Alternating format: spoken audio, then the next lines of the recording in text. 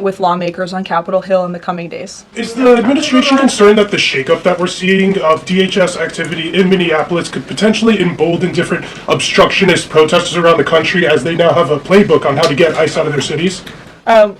No, because what you saw yesterday with the drawdown of 700 agents only occurred because the condition that the President of the United States set for local states, local counties to turn over illegal aliens to ICE has been met. The vast majority of counties, nearly every single county now in Minnesota, has made an agreement to notify ICE when they are releasing an illegal criminal from their jail. This is a huge win for the administration. Again, it's a condition the president set out and has been met thanks to the tireless efforts of Mr. Homan. And as for the left-wing agitators who have been illegally obstructing ICE's immigration efforts, we are not letting that behavior go unnoticed or unpunished. In fact, just today, the Department of Homeland Security arrested this individual. He is a self-proclaimed Antifa member who has been threatening, doxing, harassing ICE. He called for the murder of federal law enforcement officers. He encouraged bloodshed in the streets of Minnesota. He proudly acclaimed affiliation with the domestic terrorist organization Antifa. And the Department of Justice, thanks to the great work of HSI and the FBI, was able to locate and arrest this individual today. So we are committed to enforcing our immigration laws. We want that level of cooperation from state and local officials. And if people are illegally obstructing our federal law enforcement operations, if they are targeting, doxing, harassing, and vilifying ICE agents, they are going to be held accountable, like this individual here, who again is a self-proclaimed member of Antifa. He is a domestic terrorist, and he will be held accountable in the United States. Just to follow up on Garrett's earlier question, I mean, you've talked a lot about the SAVE Act. I know you spoke with the president about it before you came out here. The president has gone beyond that, though. He's talking about Republicans taking over elections, states are agents of the federal government. So just to be clear, is the president only calling on Congress to pass the SAVE Act, or does he want Republicans to go further than that before the midterm elections? The president is calling on Republicans, again, and Democrats to pass the SAVE Act. I will reiterate, requirement for voter ID to vote. That should be something that no American should oppose. In fact, we know that the vast majority of Americans support it. Requiring proof of citizenship to register to vote, which is not hard to do. We should be able to do that in this country. If you want to register to vote in the United States of America, you have to be a citizen in the United States of America. And this piece of federal legislation will direct states to remove non-citizens from the voter rolls. I just had a conversation with the president about it.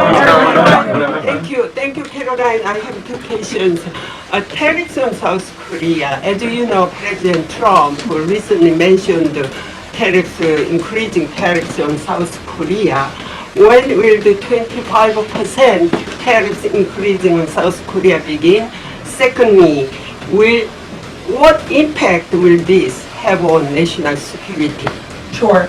I don't have a timeline for you on that, but I will make sure that our trade team here at the White House gets you an answer swiftly and promptly. John. Thank you so much, Caroline. Yesterday, President Trump, in the NBC interview, said that it bothers me that somebody is going after Bill Clinton. That somebody is the House Oversight Chairman, James Comer, a Republican. Why is the president bothered that they're investigating Bill Clinton and his Epstein ties? Look, I think that the president has respect for the former president of the United States, Bill Clinton. He said yesterday himself they've shared a good relationship, and that's what he was reiterating in that NBC interview. Go ahead, Caroline. Can you tell us a little bit about the agenda for tomorrow's talks with the Iranians? What would be the focus of the discussions?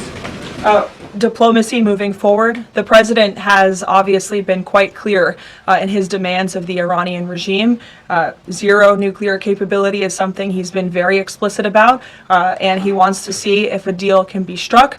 And while these negotiations are taking place, I would remind the Iranian regime that the president has many options at his disposal, aside from diplomacy, as the commander-in-chief of the most powerful military in the history of the world. Washington Examiner, go ahead. Lynchburg County, Virginia is their local law enforcement is defying the blue government's demand that they no longer cooperate with ICE. There's a lot of red counties that are thumbing their nose at the blue government, blue states, leadership telling them not to cooperate with ICE. Will this administration support those counties in any way? Support them either through legal help or?